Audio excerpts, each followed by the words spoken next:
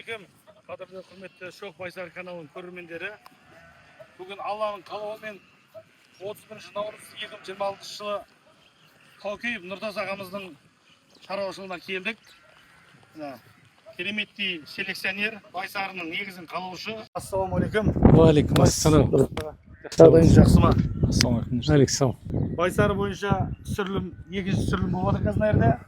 Қалайсыз Нұртас аға? Жағдайыңыз Жақсы, рахмет. денсаулығыңыз қалай? Аман есен. Аман есен. Өздеріңіз. Жерде кеңес деген бауырыңыз. Осы Нұртас. Байсары Шоқ каналының жүргізушісі, негізін қалаушы, сен демеушіңіз ғой. Шықсыз деген бауырларымыз бар. Жақсы. Келдік қорамызға. Жақсы келдіңіздер ма? Аллаға шүкір. Бізден Адаспай. Кішігірім сыйымыз Байсарының логотипі негізгі. Машалла, баракалла фикум. Көрсетіп жүрсеңіз мына. Алдында Байсарының өзінің логотипі. Байсар. Машалла. Осы селекционер бауырларымыз, ағаларымызға осы сыйлығымыз артын түсіріп жүрсің Нұрсаға. Алдында Байсарының логотипі, артында осы Шоқ Байсары каналы мына. Құдай каналымыз ғұмырлы болсын. Осындай ең мықты Берекелді болсын, иә. қорлар түсіре берейік Құдай қаласа. Иә, машалла. Аллах разы болсын. Керемет. Ал енді Нұртас аға, шаруашылығыңызға кеп қалдық. Рахмет. Иә. Қолдау білдіріп, рұқсат беріп жатқаныңызға. Енді қысқаша шаруашылық қанша жыл болды бастап жатқаныңызға? Негізі шаруашылықты 2003 жылдан бастағанбыз. Ал именно осы шаруашылық осы жерде бұл екінші қорамыз. Бұл қора 2018 жыл тұрғызғанбыз мына жерде. Мына жерде алдымен ат корым болған.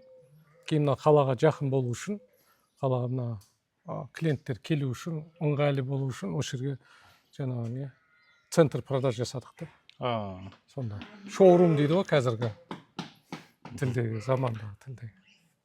Енді шаруашылық басында енді беспородныйдан бастаған шығарсыз, Или... Иә, 2003-те беспородный, бірақ 2009-да уже полный 700 бас қойды сатып, сол ақшаға 250 бас уже породный қой алғанбыз. Себебін айтып берсеңіз өтудің? Ну, ұнады біріншіден. Ол кезде енді гисар дейтін едік қой. Иә. Гисар. Сол қойларды көріп, олардың түскен төлдерін көріп, қарасан нәтижелер мүлдем бөлек болған. Біздің 2003-тегі 2004 бізге енді жайдары қой болатын, өзіміз қазақи қойлар, еділбай қойлар болатын да. Жан-жақтан жинағамыз ғой. Породаға шлей мән бермей. 2009-да уже оны көріп, уже породаға мән бердік. Полный сатып 2009-да 250 бас мына Сүлейменов Камал ағам бар, Сүлейменов, Жыландыда Бағлан деген жігіт барды, оны содан алғамыз малды. Жан-жақтан жинағам қойды.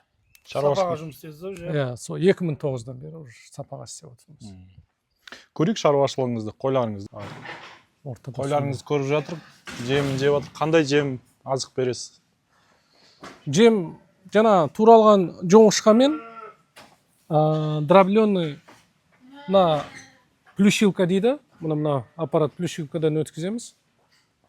Арпаны. Езіп бересіз? Езіп береміз да. Майдалатпаймыз да, просто бір езіп береміз да олар. Себебі дробленкамен езген айырмашылығы не дейді? Дробленка ол ауырлау болады деп ойлаймыз. Басында біз сонда бергенбіз. Мынау асқазанға ауырлау болып тиеді да. Мына плющилкадан өткені ол сыртында қабығын, құрамын бұзбайды да. Бұзбайды. Оны Европада мен көргем. Польшада, мысалы үшін, жылқыларға тек плющилка береді. Плющилкадан өткізген. Арпа болсын, бидай болсын, солай да. Сосын сінімді болады, отходы аз болады. Мысалы үшін, 100%-дан 90-93% сінімді болады да. Байқап жаттым, қозыларға отдельно істеп қойыпсыз да? Өтетін жерде.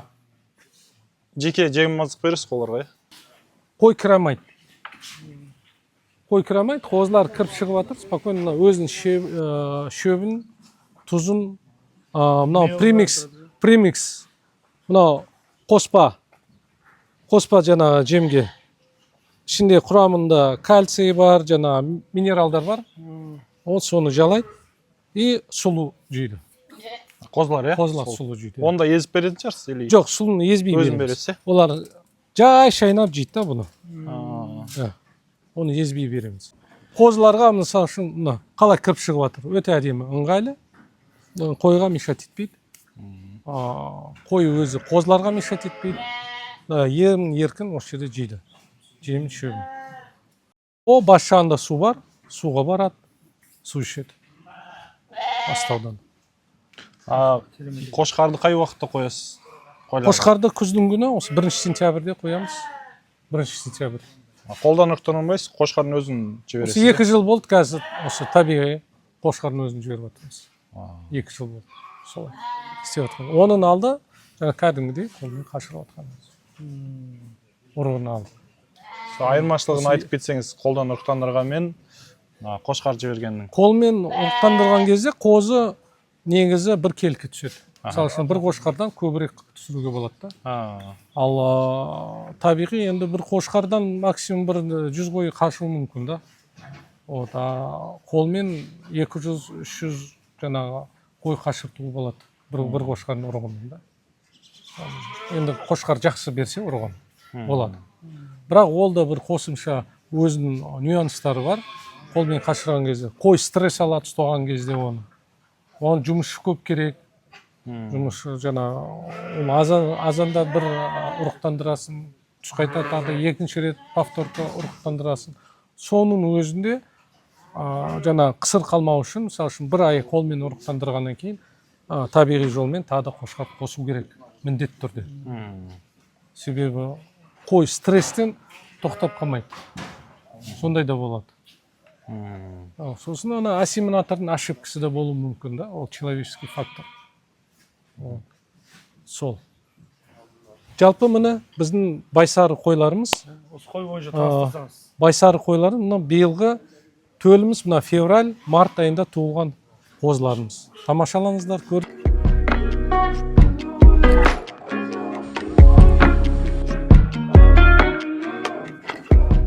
Соңғы туған қозылар берді майда сақпандар. Аралас мына жақта. 2 айлық бар, 1 айлық бар, бұл жақта қозылар. 20 күндіктер бар, аралас. Әлі боз қойлар бар, әлі туып жатыр.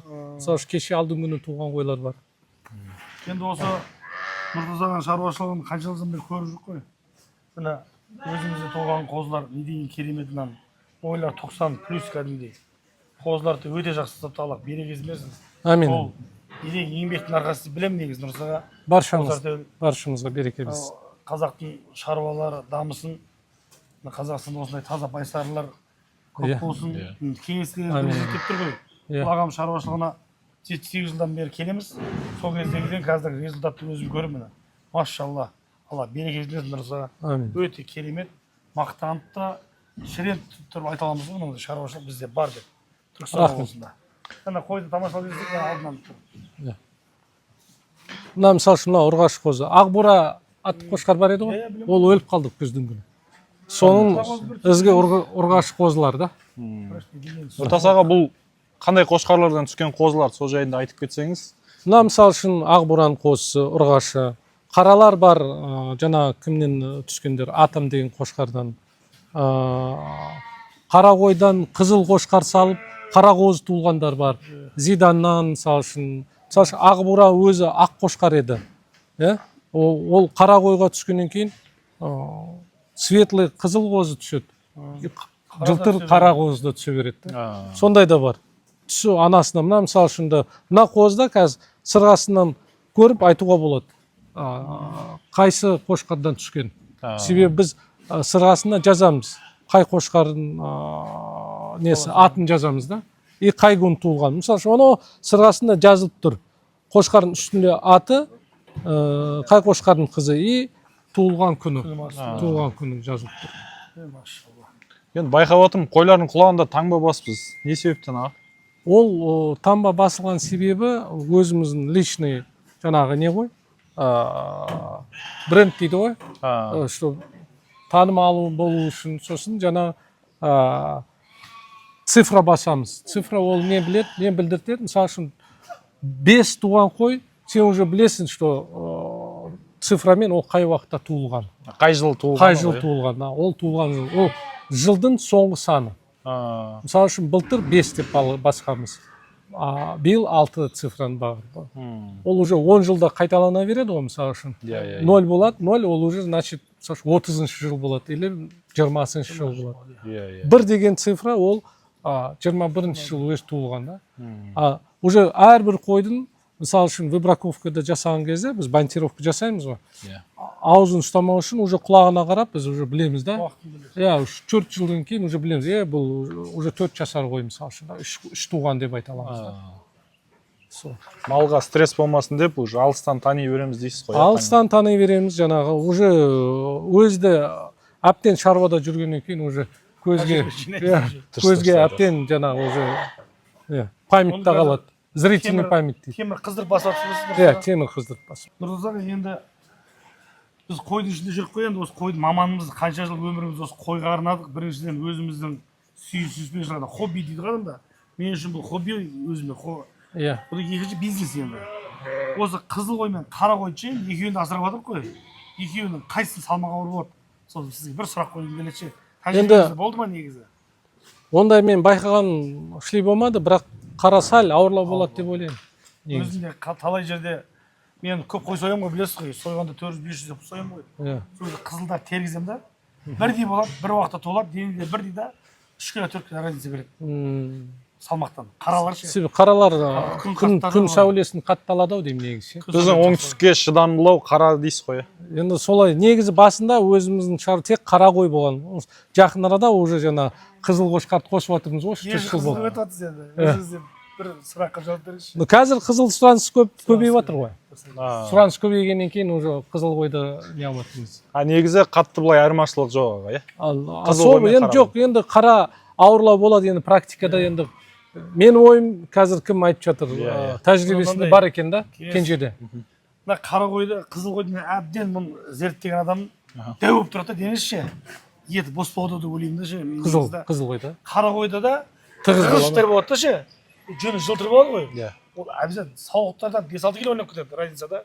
Содан Нұртазағанда қанша жыл тәжірибе бар ғой деп өзінің тәжірибесін салысып көріп жатқан жөнім ғой Нұртазаға енді. Енді біз бордақ көп нетпейміз, көп соймаймыз да. Сенде енді жылда 400-500 практиканда бар соясың. Біз ары кеткенде 20-30 бас соямыз.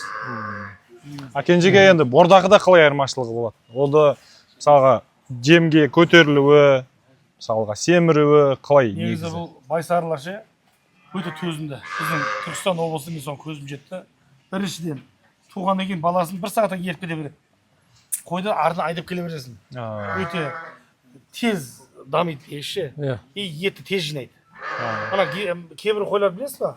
6 айға шейін өседі да, 6 айдан тоқтатып қалады өзінің өсімін ше. Ол тоқтамайды. 2 жас, 3 жас. Кейбір қошқарларды қарасаңыз ше, бірде 2 болып тұрады да, 4 жасар болғанда бірде 5, бірде 6 болып кетеді ғой. И салмақты қосып кете береді да. И жаңағыдай құйрықтары да көтерілген ғой, байқайсыз ба? Уже ол құйрық көтерілген деген біздің пастбищке жақсы. Жайылымға жаңағыдай құйрық қатты түскен қойлар мынандай жерден бір құрттап, адамды әбірштетті. Жарадар болады да сол. Құйрығы жоғары болғаннан кейін бұл сүбеге көп ет жинайды негізінде. Қабырғаға ма? Ет толуы тез болады. Уже 4-5 айда тоқтыларды айттым ғой 63 килоға шейін шыққан бізде алдында ше. 1 жасарларын 63 кило деген живой вес почти 100 килоның үстінде жатты ол. Ол біздің байсарғы өте керемет көрсеткіш. 63 әдемі ғой. Негіз 12 айлық қозға. Бордақыда қанша пайыз ет береді байсары? 63%. 60-65% арасы береді ғой. 63-65%. Таза ет. Нағойла қарасай. Аға енді 1-2 саулық қойларыңызды ұстап көрсек. Бұл қой жайында айтсақ Нұрсаға, мынау бір керемет саулық екен. Керемет саулық екен. 60 сантиметр шығады ғой, 50-60 сантиметр. Қойдың бойы 93 сантиметр. Өзі 21 жыл туылған. Қазір яғни 5 жасар ғой. Бір деп қойыпсыз мына жерге. Красавица деген ат бар, бұл красавица деген қойымыз. Бұл Сильвестрдің анасы. Мынау Сильвестрдің анасы. Сильвестр арысқа, қошқа арыстағы көрмеде бой жағынан 2-ші орын алған. Фавориттің баласынан кейін екеуі 1 сантиметр болған. 1 жасардың арасында. Машалла, берекесін берсін аға. Амин. Қошқардай саулықтарыңыз енді керемет екен. Амин.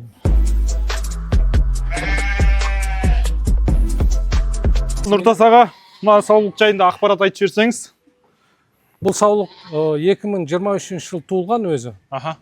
Биыл екінші рет туып отыр. Мына 3 деп тұрған сол 3 деген себепті ғой. таңба бұл 23 жыл туылған өзі. А, Бұл Шварцтың қызы, Шварц деген қошқар бар еді.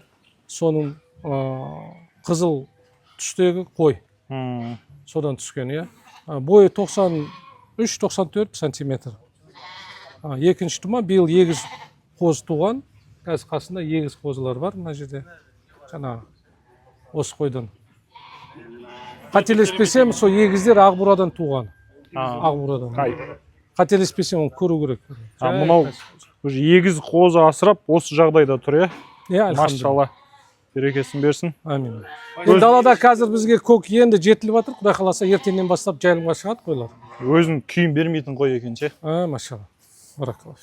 Мен Байсары деген қанша жыл еңбек талап етіп, осындай пастбищке жайылымға ыңғайлап шығарған қой тұр ғой негізінде. Иә, Бұл альхамдулилля. Байсарының цветі түрлері қызыл болады, и қара цвет болады, и бурый цвет болады. Үш цветтен құралады. Қазір бірінші рет түсірдік ана жерде, қара цветін түсірдік.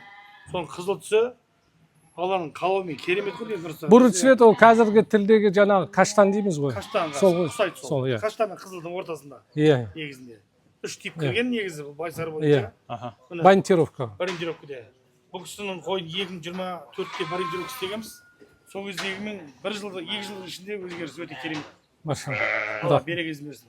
Амин. Қазір өзімізде туып жатқан өзіміздің кереметтей қойларымыз. Нұртас аға, Қошқарларды көрсетеміз қазір. үшінші түсті да түсіріп жіберейік, көрермендерге түсінікті болу үшін.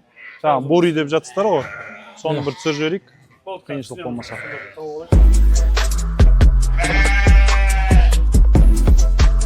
Ал Нұртас аға, мынау қандай саулық? Жаңа айтып отқан үшінші түсіміз осы ғой екен жаға, иә? Үшінші типі. Жаңа бурый дегеніміз осы. Бурый деген түс осындай болады. Жалпы мына қой 24 деген таңба ол 24-ші жыл өзі туылған. Яғни қазір 2 жасқа толып жатыр бұл қой. Бірінші тума, әлі туған жоқ. Төл күтіп отырмыз бұдан. Сәуірдің аяғына дейін туса деп отырмыз, иншалла, бірінші рет. Бұл ягуардың қызы. Ягуардың қызы. Ягуар атты қошқарымыз бар еді. Ол енді өліп қалды. Соның тұяқтары ғой қалған. Енді Нұртас аға жаңа сұрақ қойып жіберейін деп едім. Бір бас қошқарға қанша саулық қоясыз, мысалға ше? Былтыр 120-130 бастан қойған. Бір қошқарға, иә? Бөл. Атарды бөлгенбіз да солай. Қошқарды қалай жібересіз? Біреулер айтады, жайылымға жайылып келгеннен кейін түнде қосу керек дейді. Біреулер айтады, постоянно жанында жүру керек күйіп кезінде. Сіз қалай Біз енді қойасыз? кешке қосамыз. Кешке Азында қосасыз, алып қаламыз. Себеп неге ол кешке қосу? Қой жайылымда жүрсін, қошқар егер жайылымға шықса, ол шаршап қалады. Шаршап қалады.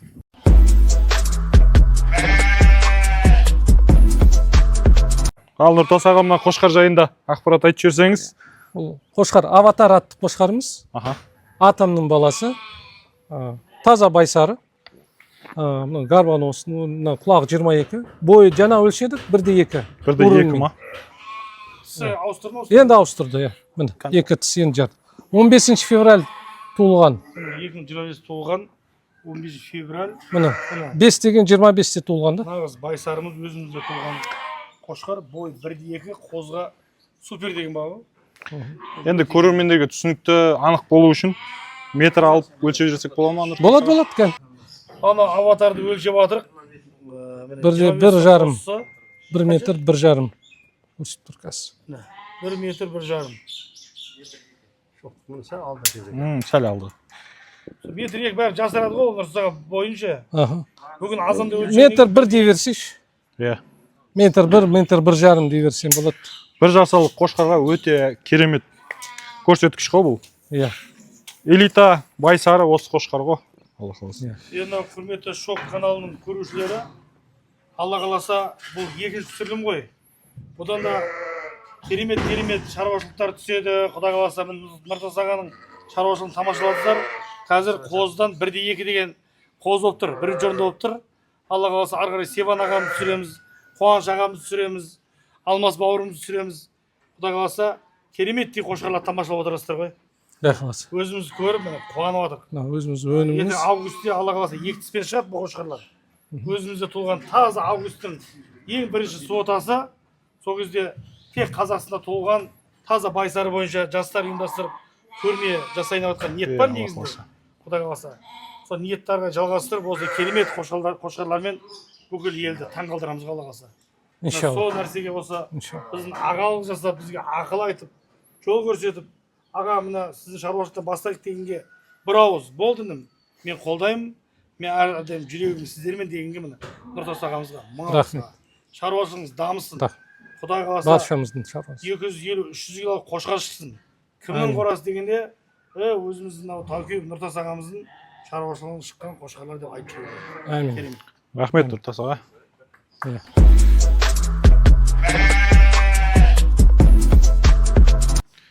Ал Нұртас аға, мынау қандай қошқар? Машалла.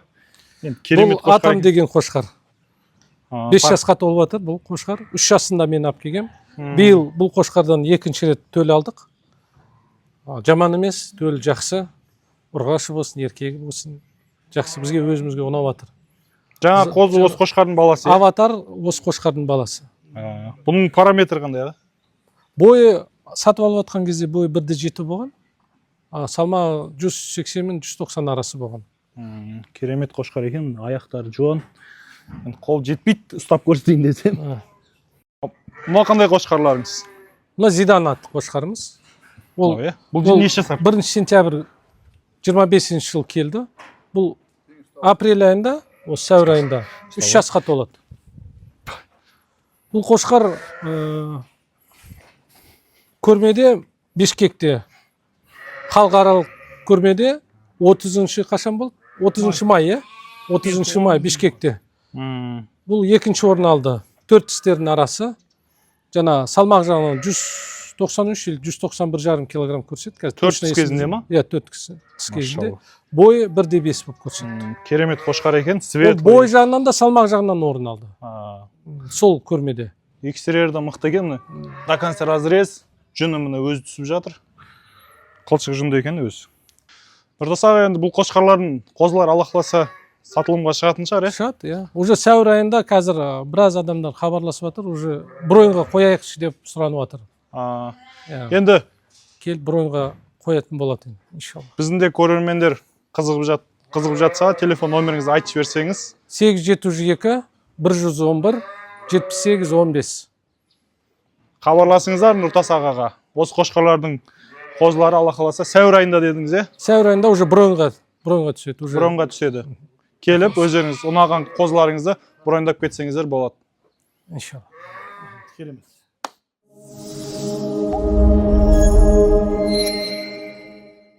Ал Нұртас аға, шаруашылығыңызды көрдік. Рахмет. Дамый берсін шаруашылығыңыз. Сіздерге рахмет. Алла разы болсын. Рахмет Сіздерде көрсеткеніңізге. дамый беріңдер. Керемет. Бүгін қолдап жастарды шаруашылықты көрсетіп, міне қазір байсарының 3 типінде көрсеттік қой. Алланың қалауымен өсіп мынау Шоқ Байсары каналын көріп жатқан азаматтар қолдау білдіріп, лайк басып, таратып, біз әлі талай жерде таңғалдырамыз Құдай қаласа. Қазір Иншалла. Байсарының түсін, түрін, өсімін көрсетіп жатыр қой. Одан кейін де осы шаруашылыққа керек жақтарында опыт жинап, тәжірибе жинап түсіре береміз Құдай қаласа. Осы Нұртас ағамыз сияқты ағаларымыз осы жастарды қолдау білдіріп, осындай шаруашылықтарын жақсы қойлармен бөлісіп отыратынымызда біз ешқашан тоқтамаймыз ғой. Амин. Құтты болсын. Рахмет. Сіздерге де бұйырсын. Рахмет. Жақсы. Рахмет көрермендер. Шоқ Байсары каналын көріп отырыңыздар. Және де мықты шаруашылықтарды көрсетеміз. Байсары шаруашылықтардың барлығын Қазақстан бойынша көрсетуге тырысамыз Алла қаласа. Амин.